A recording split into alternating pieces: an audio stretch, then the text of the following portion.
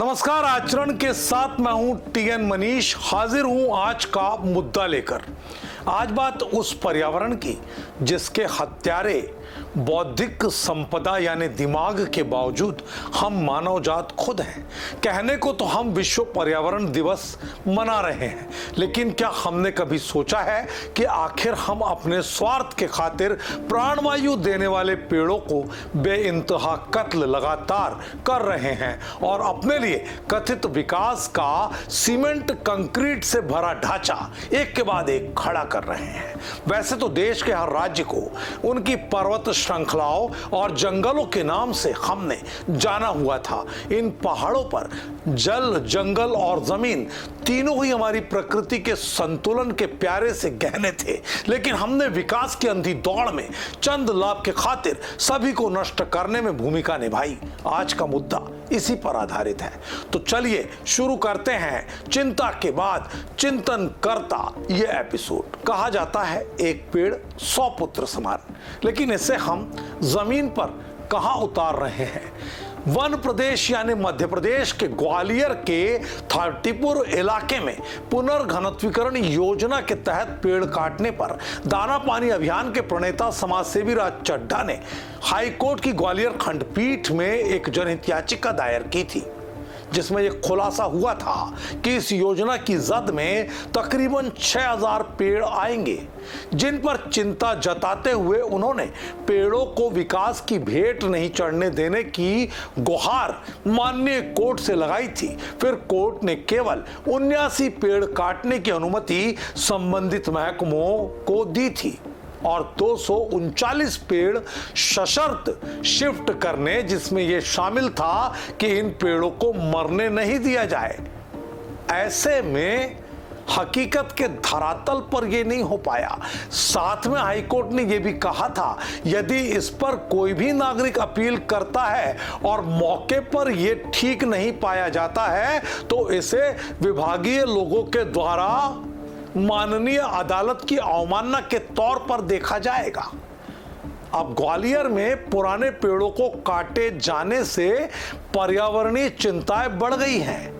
ऐसे में इस जनहित याचिका को लेकर अब बुजुर्ग राज चड्ढा इस इंतजार में हैं कि शायद कोई जागरूक युवा इस जनहित याचिका के बाद वहां मौके पर मौजूद पेड़ों की गिनती दोबारा करवाए और माननीय अदालत को उनके आदेश के बरक्स जमीन पर जो हुआ है उससे अवगत कराए।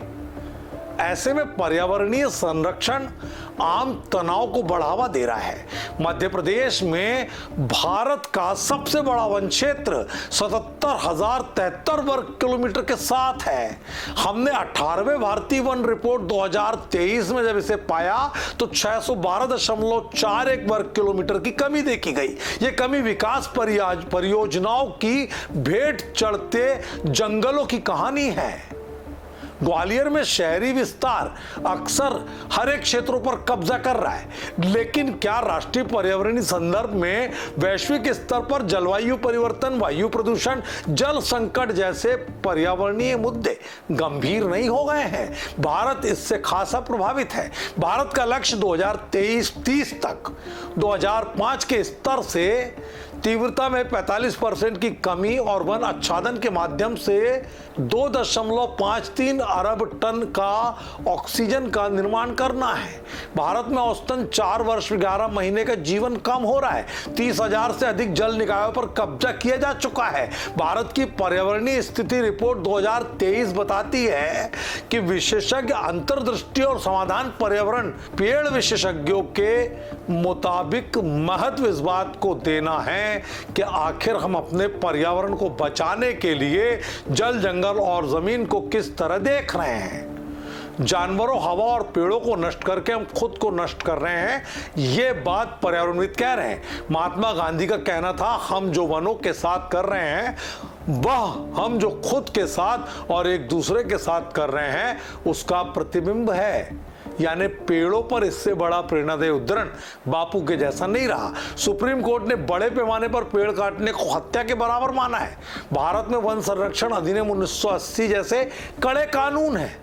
पेड़ काटना हत्या से भी बदतर कोर्ट कह चुका है। समाधान में स्थायी विकास मॉडल, पेड़ लगाने और नागरिक भागीदारी शामिल है, जैसे कि हर कटे पेड़ के लिए 10 पेड़ लगाने की नीति है। तो ग्वालियर ई-वे के लिए 650 पेड़ों की कटाई, 9000 पौधे वहां लगाए गए। थाटीपुर में पेड़ काटने और पर्यावरण चिंताओं का विस्तृत जो विश्लेषण हमने आपको बताया, ये समझाता है कि आखिर हम विकास की कौन सी दौड़ में शामिल हैं। तो फिलहाल आज के मुद्दे से यह समझने की जरूरत है कि हकीकत के धरातल पर साल में एक बार चंद पौधे रोप कर अगर हम अपने आप को पर्यावरणविद या मित्र मानते हैं, तो ये हम अपने पर्यावरण के साथ मजाक कर रहे हैं।